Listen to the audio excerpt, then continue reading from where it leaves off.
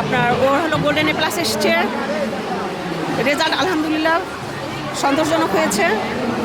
আর প্রত্যাশা বলতে ওর কাছে যে ভালো মানুষ হোক, পড়াশোনা করুক, সবার আগে ভালো মানুষ হোক, আদর্শ মানুষ হোক।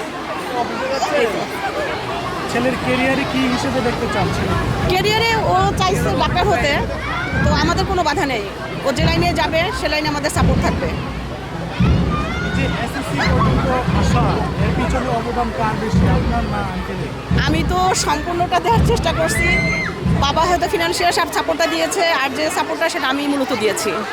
মূলত কি করেছেন ছেলেকে এই পর্যন্ত নিয়ে আসা? সাধারণত একটা মা বাবা যা করে আমিও ঠিক সেমটাই করেছি। এক্সট্রা করেছি বকা দেয়া, প্রচুর বকেছি। এবার শিক্ষামন্ত্রীর কথা বলেন না, ওনার প্রতি অনেক আশা ছিল যে না মিলন সাহেব আসছে নিশ্চয়ই ভালো কিছু হবে, কিন্তু এবার মনে হয়েছে উনি একটু পাগল টাইপের। ওনার মনে হয় বয়সের মতিভ্রম হয়েছে। হ্যাঁ, বয়সের মতিভ্রম হয়েছে, না হলে বাচ্চাদের নিয়ে এরকম সিনেমিডিয়ে খেলাটা এটা ঠিক হয়নি। কারণ আমাদের বাচ্চাদের যে অবস্থা, আপনার সিসি ক্যামেরা লাগিয়েছে, মনিটরিং ঠিকভাবে হয় নাই। যেমন আমার ছেলের আপনার হায়ার ম্যাথ এক্সামের দিন 5 মিনিট পরে কোশ্চেন দিয়েছে।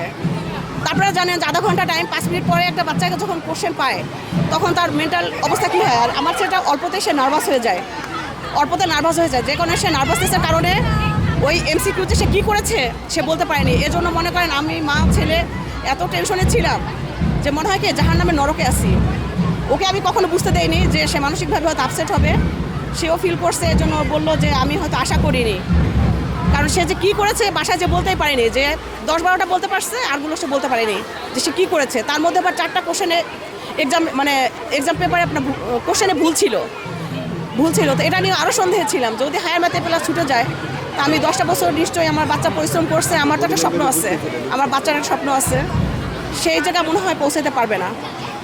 যে নটরডামে তো জানেন আপনারা যে এক্সামে বসতে হলে হায়ার ম্যাথে এ প্লাস লাগে, সেক্ষেত্রে আমার ছেলে যদি এ প্লাসই না থাকে তো আমার ফার্স্ট যে বাচ্চার স্বপ্নটা ওটা ওখানেই শেষ হয়ে যাবে, সে মানসিকভাবে ভেঙে যাবে। চান্স পাবে কিনা সেটা ওর ভাগ্য বা ওর যেটা তকদির আছে সেটাই হবে, কিন্তু আমার ছেলে যে আপনার অ্যাডমিশন টেস্টে বসতেই পারবে না, এটা আমার বাচ্চা আমার জন্য অনেক বড় একটা চাপ ছিল। তা আলহামদুলিল্লাহ। আসলে এটা গুরুত্বপূর্ণ বলতে এটা তেমন, এটা আমাদের মনে প্রচলিত গার্ডিয়ান বলেন, শিক্ষা ব্যবস্থা বলেন, এ প্লাসটাকে আমরা অনেক বড় ভাবি, হাসতেছি। হয়তো আমার ছেলে প্লাস না পেলে আমার মন খারাপ লাগতো, কিন্তু আমি তাও আমার ছেলেকে বলে নিয়ে আসছিলাম যে বাবা তুমি 3 পয়েন্ট পেলেও আমরা নাচতে নাচতে বাসায় আসবো, এভাবেই বলে আনছি ওকে। এবং সে ড্রেসও পড়তে চায় নাই যে আমার এ প্লাস আসবে না, আমি গাড়ি থেকেই নামবো না বা বসে থাকবো। আমি বললাম না, তোমাকে নামতে হবে, আমরা নেচেই আসবো। এ প্লাস জীবনের বড়টা, জীবনে এ প্লাসটা বড় বিষয় না। ওর বাবাও কাউকে বুঝাইছে, আমি বুঝাইতেছি, বলতেছি যে এ প্লাস না পেয়েও অনেক বাচ্চা অনেক ভালো কিছু করে। তোমার বেসিক ঠিক রাখো, ভালোভাবে পড়াশোনা করো, তুমি সাকসেস হবে একদিন।